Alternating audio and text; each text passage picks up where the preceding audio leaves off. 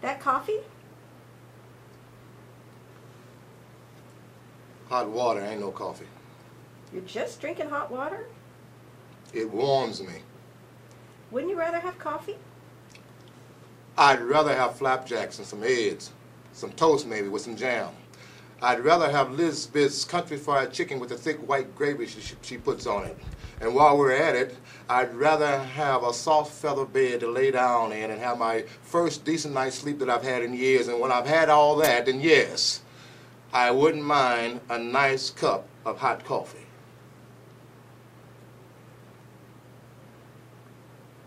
Where'd you get this? Found it. Stole it. Found it, stole it. What's the difference?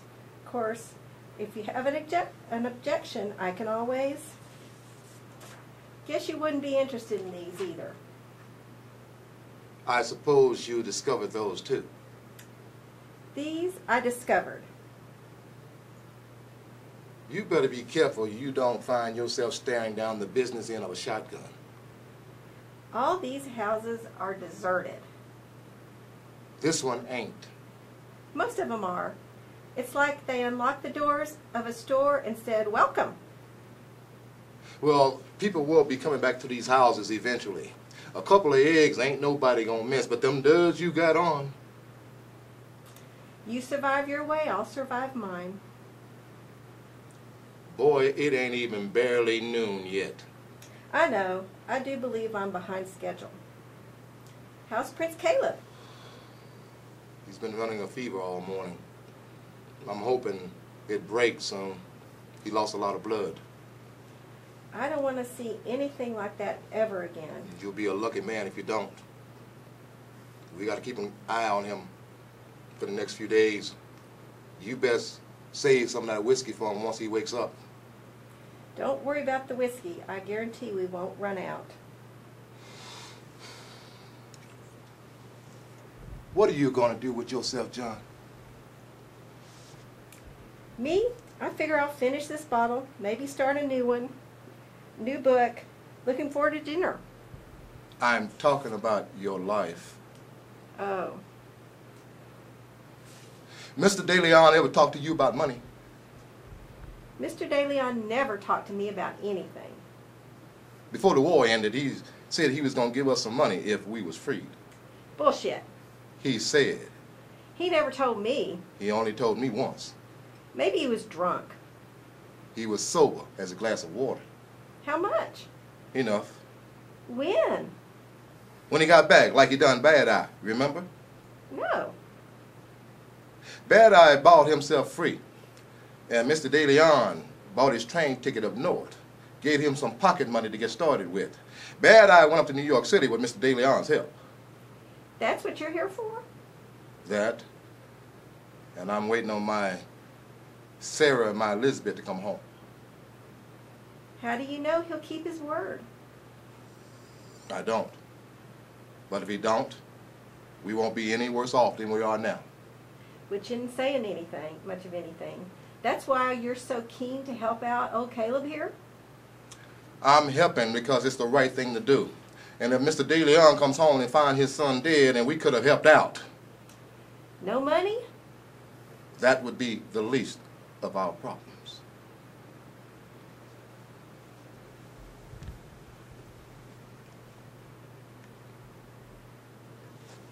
You didn't happen to discover a frying pan, did you?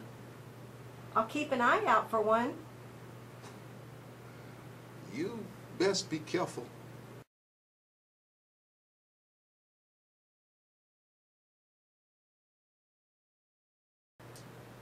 Evening. I set up for the Seder like you asked.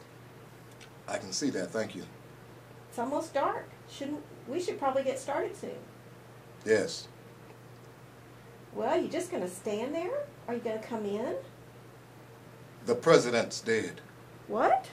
Which? President Lincoln. How? Shot last night at a theater. He's dead. I wouldn't have believed it if I hadn't heard it with my own ears. Right there in the middle of the market, fella just rises up and says it. Announces it as if he's calling a dance. People started cheering, whooping, dancing.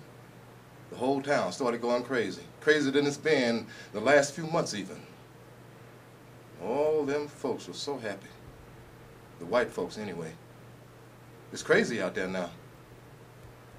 Federals all over the place, more coming in all the time. They said he'd come to Richmond, the one who done it. They're blocking all the roads, all the ins and outs. No one is going nowhere until they find him. Father Abraham is gone. I met him just the other day when he come into Richmond. You met Abraham Lincoln? He was a sight to see. Just as tall as they said. Taller. He wore a hat that stretched up to the sky. Made him seem all that much taller. But when he walked, his shoulders was rounded and he slouched a bit as if he was scared of being up so high. But it didn't matter. That man had height to spare. He looked to be 200 years old. His eyes were sunk down in his face, and his wrinkles was as deep as any as I ever seen on a man. Like someone just took a knife and carved them right in. He had a crowd of folks around him, colored folks. They followed him and touched him and kissed his hands. No one had to tell me who he was. Even if I had never seen a picture before, I would have known. Proudest day of my life. He was coming towards where I was standing, and I walked toward him, and I stopped right in front of him. And he stopped, and we looked at each other. What'd you do? I bowed. You bowed? It's the only thing I could think to do. What'd he do? He bowed back. The only thing he could think to do, I guess. That was a great man. Father Abraham. Father Abraham who set us free. Now, there's your Moses, John.